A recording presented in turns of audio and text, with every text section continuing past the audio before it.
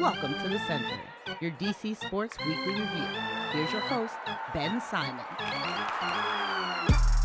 Welcome, ladies and gentlemen. I'm Ben Simon, and it is January 14th, 2018. Let's get to it. The Wizards and the Caps went 2-1 this week, while UMD got throttled on the road and Georgetown split their two matchups. In high school hoops, Gonzaga, number 2, played PVI number 3, and also this week, we learned that we could say shithole on the TV. Oh my gosh. It's crazy. I'm still not used to it. By the way, if you were hoping for a recap of the NFL with the Eagles and the Patriots, you're on the wrong show, buddy. We're talking about DC sports. Let's get to it. The Washington Wizards had a homestand of 3 games this week, and they played only sub-500 opponents. So you'd figured we'd try to get the sweep. It didn't happen.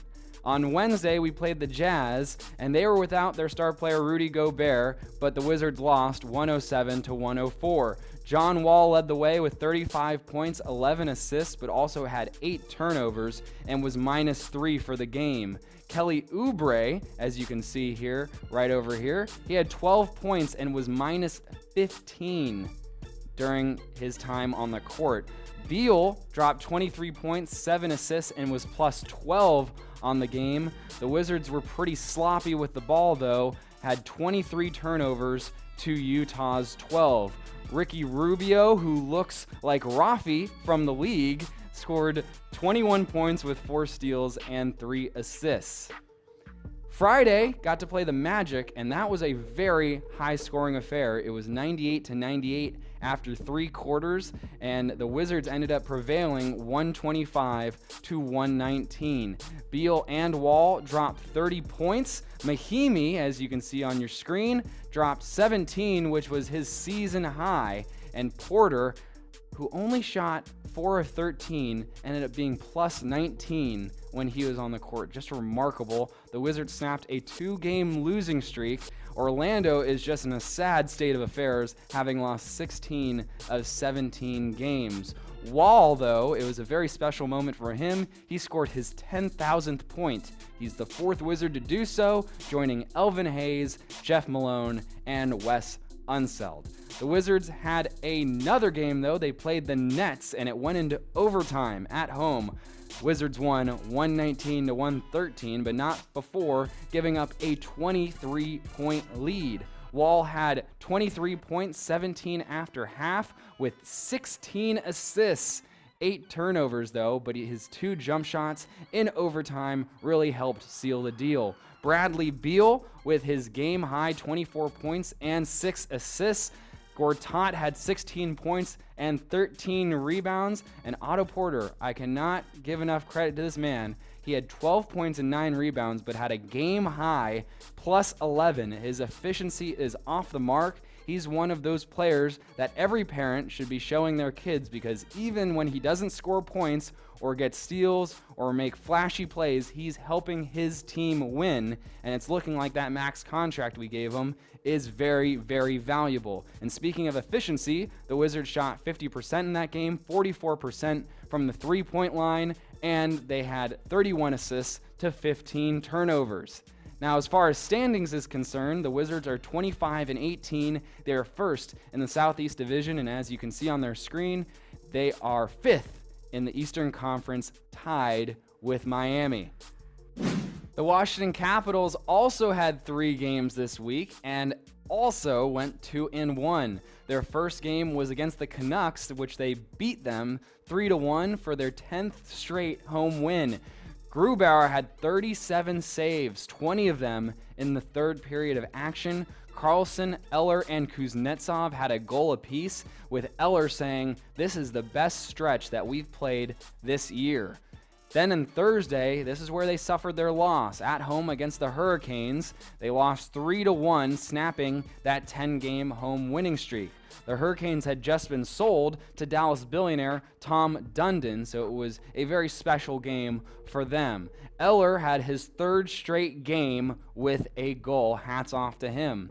Then the next day, Friday, the Caps went and played in the Hurricanes arena, winning 4-3 at the last minute. The man with one of the cutest names in sports, Jay Beagle, had the game-winning goal with 1.2 seconds remaining. He said it felt really like a game-winning and playoff atmosphere there when you're playing on back-to-back days, which is very special. OV, the captain, had a goal, his 300th of his career, and added 2 assists as well. Connolly tied the game at threes with about 3 minutes remaining, and actually Carolina won the shot advantage 39-27, but the Caps figured out a way to win. The Caps play 3 games in 4 days starting on Thursday, and as far as standings is concerned, they're 28-14-3 with 59 points, first in the Metropolitan Division. And folks, you're going to want to stay tuned near the end of this broadcast as B Sizzle will be performing. It looks like he is a Snapchat sensation, and hide your kids, hide your wife, because stuff is about to go down. So you're not going to want to miss that. The University of Maryland Terrapins played 1 game, and it did not go well. They are on the road going through the Midwest as they play Ohio State. They played them on Thursday and lost 91-69. Tchaikovsky had 18 points, 5 rebounds, and 2 blocks. Maryland shot 36% from the field against Ohio State's 56%, so you can kind of see why the game went a little bit south. Cowan and Huerter had 12 points and at least 3 threes apiece, but it was Bates Diop for Ohio State, who had 26 points, 8 rebounds, and 6 threes. Maryland, not in the greatest shape. They are 14-5 overall, 3-3 in conference play, 1-3 on the road, 8th in the Big Ten. Next up, they play Monday at Michigan and then at home against Minnesota. Georgetown Hoops back in action. They split their games 1-1, and they beat the team that they should and lost the team that they were the underdogs to. It was Tuesday at St. John that they got the victory, winning 69-66 at Madison Square Garden. Govan, as you can see right there, had 18 points and 13 rebounds. Derrickson had 17 points and 8 rebounds. But really, it was the big storyline was Ewing versus Mullen, as these two rival players got to square off as coaches. And they played each other when Mullen was at St. John's and Ewing was playing for Georgetown. And Ewing says, my body still aches from the games that he's played at Madison Square Garden, whether it was with Georgetown or with the New York Knicks as a professional player. Saturday didn't go as well. No, it did not. They played number 13 Seton Hall on the road and lost 74-61. All the damage coming in the first half, as a 24-10 run at the end by Seton Hall had them winning the first half 44-31.